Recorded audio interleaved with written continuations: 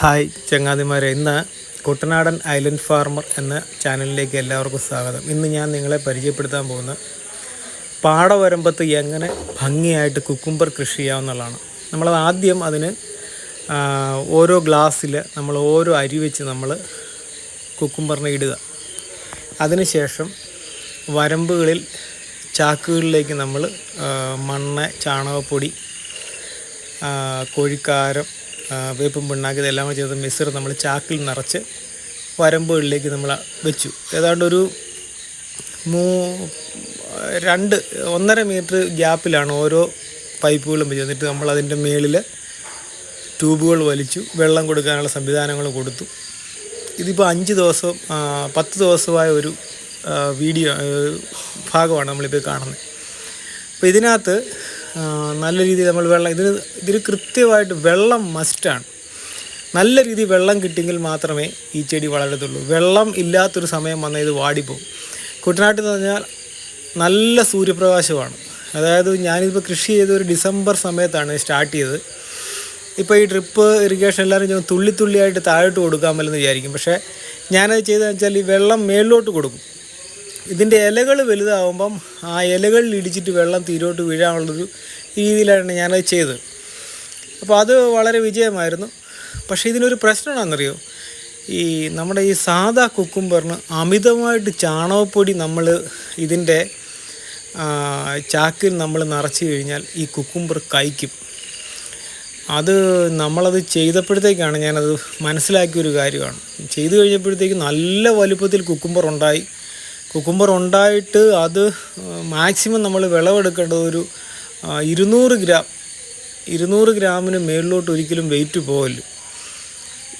ഈ സൂര്യപ്രകാശവും മത്സ്യക്കുളത്തിൽ നിന്നുള്ള വെള്ളവും ചാണകപ്പൊടിയും എല്ലാം കൂടെ വന്നപ്പോൾ എൻ്റെ കുക്കുംബർ എന്ന് പറഞ്ഞു കഴിഞ്ഞാൽ 1 കിലോ വരെയൊക്കെ ആയിപ്പോയി. 1 കിലോ ഒക്കെ ആയിപ്പോയി കഴിഞ്ഞാൽ ആൾക്കാർ വാങ്ങാത്തൊരു സാഹചര്യം വന്നു. ഏതാണ്ട് 1000 കിലോയോളം കുക്കുംബർ ഉണ്ടാക്കിയതിന് ശേഷം ഞാൻ ഇത് മാർക്കറ്റിൽ കൊണ്ടുവന്നപ്പോഴത്തേക്ക് അവരെന്നിട്ട് തിരിഞ്ഞിട്ട് ഒരു 300-400 ഗ്രാമിൽ താഴെയുള്ളത് മാത്രമേ അവരെടുത്തുള്ളൂ. ബാക്കി ഞാൻ എന്ത് ചെയ്തു, അതിനും വലിപ്പം കൂടിയത് ഞാൻ വീട്ടിൽ കൊണ്ടുവന്നിട്ട് എൻ്റെ മുട്ടക്കോഴികൾക്ക് അരിഞ്ഞു കൊടുത്തു. ഇതൊന്നും വേസ്റ്റല്ല, മീൻ കൊടുക്കും. പക്ഷേ നമ്മൾ ഉണ്ടാക്കിയത് വളരെ എനിക്കിത് ആദ്യമായിട്ട് ചെയ്യുവാണ്. ഇതിങ്ങനെ നമ്മുടെ ഇങ്ങനെ ഒരു മേഖലയിൽ ചെയ്യാൻ പറ്റുമെന്ന് എനിക്കറിയില്ല. ഇതിപ്പോൾ ഇതിൻ്റെ 3ാം ഘട്ടമാണ്.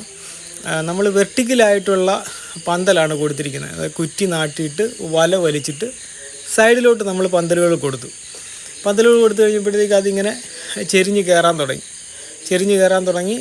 അതേ ഒരു കണ്ടീഷനിലാണ് ഇപ്പോൾ നിൽക്കുന്നത്. അപ്പോൾ അതേതാണ്ട് ഒരു 30 ദിവസം ടൈമാണ്. അപ്പോൾ നെല്ലും ഏതാണ്ട് ആ ഒരു വലുപ്പത്തിലേക്കായി. ഇപ്പോൾ ഇത് വിളവെടുക്കണമെങ്കിൽ തന്നെ നമുക്ക് ഇപ്പോഴത്തെ നമ്മൾ വിളവെടുപ്പ് സ്റ്റാർട്ട് ചെയ്തിരിക്കുകയാണ്. വള്ളത്തേൽ എൻ്റെ ഒരു കൊച്ചു വള്ളത്തേലാണ് ഇതിൻ്റെ വിളവെടുപ്പ് തുടങ്ങിയിരിക്കുന്നത്.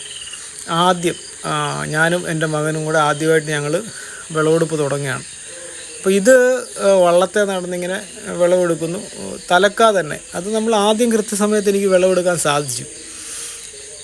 പിന്നെ അതിന് ശേഷം 2-3 വിളവെടുപ്പ് കഴിഞ്ഞതിന് ശേഷം പെട്ടെന്ന് എൻ്റെ പാടശേഖരത്തിലെ നെൽകൃഷിയുടെ കൊയ്ത്തിൻ്റെ ടൈമായി പോയി.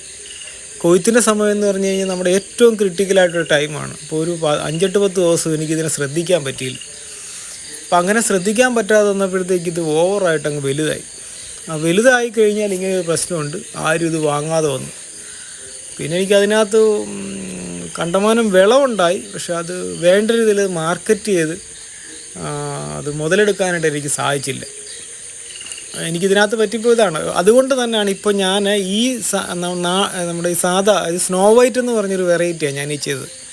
ഈ സ്നോ വൈറ്റ് എന്ന് പറഞ്ഞ ഈ വെറൈറ്റിയിൽ നിന്ന് മാറി ഇപ്പം ഞാൻ F1 ഹൈബ്രിഡ് എന്ന് പറയുന്ന ഒരു വിത്തിലേക്ക് മാറിയിരിക്കുക. അതിൻ്റെ ഒരു പ്രത്യേകത എന്ന് പറഞ്ഞു കഴിഞ്ഞാൽ അതിന് ഇത് കണക്ക് നമ്മൾ പോളിനേഷൻ ഒന്നും ചെയ്ത് കൊടുക്കണ്ട. ഇതിനിപ്പം നമ്മൾ ശലഭങ്ങളുടെ സഹായം വേണം. ചിത്രശലഭങ്ങളോ അല്ലെങ്കിൽ ഈ വണ്ടുകളോ ഇതുങ്ങളുടെയൊക്കെ സഹായത്തിലും പിന്നെ കാറ്റടിച്ചുകൊണ്ട് ഇതിൻ്റെ താഴെ നിൽക്കുന്ന പൂവിലേക്ക് പരാഗണം നടന്നിട്ടാണ് ഈ സ്നോ വൈറ്റ് എന്ന് പറഞ്ഞ കുക്കുംബറിൽ നമ്മൾ കാ പിടിക്കുന്നത്. അല്ലാത്ത കാ അഴുകി പോകുന്നതായിട്ട് കണ്ടിട്ടുണ്ട്. അതേസമയം F1 എന്ന് പറയുന്ന പച്ച കുക്കുംബർ, അതായത് ഇംഗ്ലീഷ് കുക്കുംബർ എന്നൊക്കെ പറയും, അമേരിക്കൻ കുക്കുംബറാണ് അത് സാധനം. അത് നമ്മളിപ്പോൾ ചെയ്യുമ്പോൾ തൊട്ട് ഇപ്പം ഇതിലും കൂടുതൽ വിളവും കിട്ടുന്നുണ്ട്. നമുക്ക് ആർക്കാണേലും ചോദിച്ചു വരും ആൾക്കാർ. അതിൻ്റെ ടേസ്റ്റ് ഭയങ്കരമാണ്. അപ്പോൾ അതിൻ്റെ തൈ എവിടെ കിട്ടും, വിത്ത് എവിടെ കിട്ടും എന്നും പറഞ്ഞ് ഒരുപാട് കൃഷിക്കാരെന്നെ വിളിക്കാറുണ്ട്. ഞാനിപ്പോൾ സജസ്റ്റ് ചെയ്യുന്ന അതാണ്. ഇങ്ങനൊരു പ്രശ്നമുണ്ട് കേട്ടോ. ഈ കുക്കുംബറിന് അമിതമായിട്ട് ചാണകം ഇട്ട് കഴിഞ്ഞാൽ ഈ സ്നോ വൈറ്റ് എന്ന് പറയുന്ന സാധനം കഴിക്കും. നമുക്ക് അനുഭവത്തിലൂടെയാണ് ഓരോ കാര്യങ്ങൾ പഠിക്കുന്നത്.